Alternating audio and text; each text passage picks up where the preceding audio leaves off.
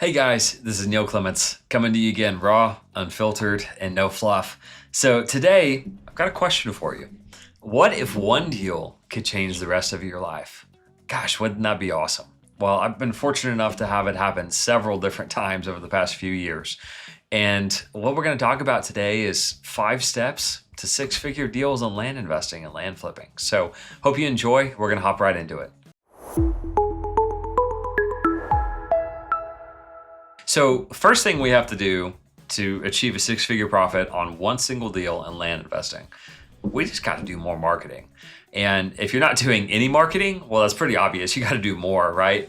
And not only do we have to do more marketing, we also have to do more strategic marketing. One of the hardest things that I see people transitioning over to multi-6-figure land deals is that they don't understand why the marketing is not working anymore. So especially if you're doing really small deals, 10, 20,000 a piece, maybe you have a really good conversion rate. Once you get above, 100,000, especially 2 and 5, and even we've done deals up to $1 million, your conversion rate drops very, very low. And what I mean by that is it's not that people don't call you. People might call you the exact same rate as they previously did. The problem is that they're a little bit more sophisticated. And so I think we can both agree that somebody who owns a $5,000 property or $10,000 property, probably not as sophisticated as somebody who owns a $500,000 property. Agree? Yep. They're more familiar with the property values. They probably have more stability in their lives. And I've even talked on previous podcasts about this, where I wondered for the longest time, with targeting these properties, why are our conversion rates so low based upon the mail or the cold calls that we did? And I just came to realize that it was just because we weren't doing enough marketing. We weren't having enough conversations to be able to find the people that we needed to find who are going to sell to us either below market value or have land or a property that is incredibly special that we could do a niche like a subdivide or something else on, or a rezone. And so my first tip for y'all is you got to do more marketing, you got to do better marketing, and you have to adjust your expectations. Number 2, for these big land deals, I highly, highly advise that you have funding ready. And so it's a lot different. Again, you go with a small land deal, 50,000 or less, an abundance of funders. You could probably talk to 100 different guys. 100 different guys would tell you yes, as long as the deal is good enough, right? Enough below market value. You get a $500,000 deal, I would say almost all of those same guys you were talking to are not in the running anymore. And so what do we do then, right? We've put under contract maybe a deal worth, say, $750,000 for $500,000.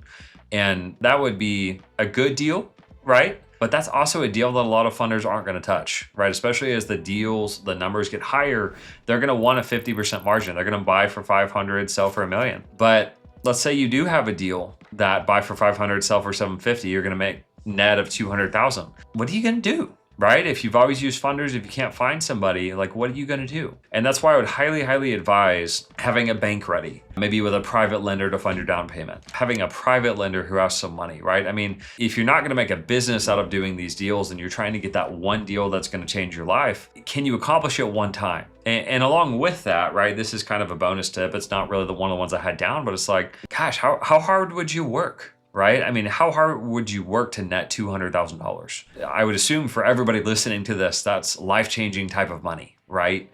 And gosh, I just ask myself, for that kind of money, especially give yourself some closing time, right? Give yourself a 4 to 6 months to close on this thing. Don't try to do it 2 weeks unless you really have to. So it's if I had 4 to 6 months to be able to try to fundraise maybe 20% of $500,000 to $100,000 and get a loan for the rest, could I do it? I could, yes, and I have done it several times, and I'm pretty confident that anybody listening to this could do the same.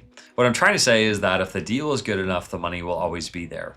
And so you will always be able to find funding if you have to, but it is a lot easier to have the funding available on the front side. Number 3, one thing that has made larger deals substantially easier for us is we have a niche. We do subdividing.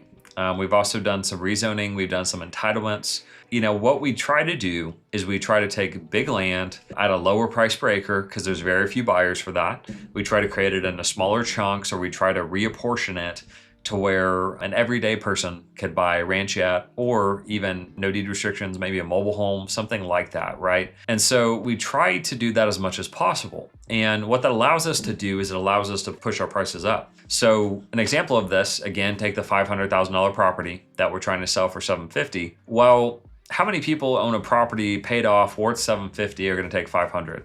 Well, in a hot market, probably not many, right? You're looking for some kind of distress, and sometimes you can go through a whole county or set of counties and not find that individual. However, how many people who own a $750,000 property would take cash today for, say, 700? Probably quite a few, right? And the only reason that I or somebody else could pay 700 or even 750 for the property is if we had a good strategy and plan to make it worth almost double that. And so that's the strategy of being able to niche, is if you can add value to a property, well, you can pay a lot more. It's very similar to house flipping, where in house flipping, you go off after repair value and you try to figure out, once I renovate a property, what will it be worth? So therefore, how much is it worth? What's my profit margin? How much do I have to spend to get it there? Okay, that's my max allowable offer, my MAO. Same thing for land investing. What is it going to be worth after I execute my strategy, my value add? How much is it going to cost to get there? How much time? What's my profit desire, my profit margin? MAO, max allowable offer, right? We backtrack. And so I find it a lot easier whenever you're going into a county or a city or a specific area, and you're able to offer 90 to 100% of market value and still make considerable money, versus if you're trying to offer 50 to 60% of market value. So I'm sure you can see how that would be helpful. Number 4 tip, you got to know your numbers. If you start buying several $100,000 properties or $1 million properties, you don't know your numbers. You don't have like good people around you. You don't have good relationships, right? You don't have a good realtor. You don't have a good lender. You don't have good contractors, maybe even surveyors, platters, right? You're just going to get eaten alive by these properties, especially if you're taking out a loan. You know, you're going to spend a lot of time fiddling around with this. You're going to do a huge down payment in the beginning, maybe your money, somebody else's money. And if you don't have the experience, if you don't know your numbers, like, you can really, really get in trouble very quickly. The worst thing is getting stuck with a property you can't sell. And unlike house flipping, where you could always move into a failed project if you really had to, right? Or you could rent a property that you can't sell. With land investing, there are very few strategies to be able to hold a property and make monthly cash flow to be able to afford, you know, like a mortgage or something you have on a property. And so my desire with everybody listening to this is, like, don't get in over your head. Let's make sure that the deal of a lifetime, if you're going to do it, at least know your numbers, know what you're entering, know your exit, know how you're going to sell it. Make sure you're not risking too much of your net worth. Make sure you're not risking too much of your capital. Don't go bankrupt over one single deal. I promise you it's not worth it. And so you've got to know your numbers. You've got to have good relationships. You've got to have good people around you. And you've got to know what kind of risk you're taking on. And so that leads us to number 5, which is you got to reduce your risk somehow, right? And so there's several different ways to reduce your risk. Competency is one of them. If you know what you're doing, you've done it before, you've got good people, good partners, like I mentioned, you're going to reduce your risk. Number 2, like when you go to the bank, could you negotiate a non-recourse loan, right? You're going to have to put more money down, but if you did have to get foreclosed on, could you just give it back with no recourse? They can't come up to you personally.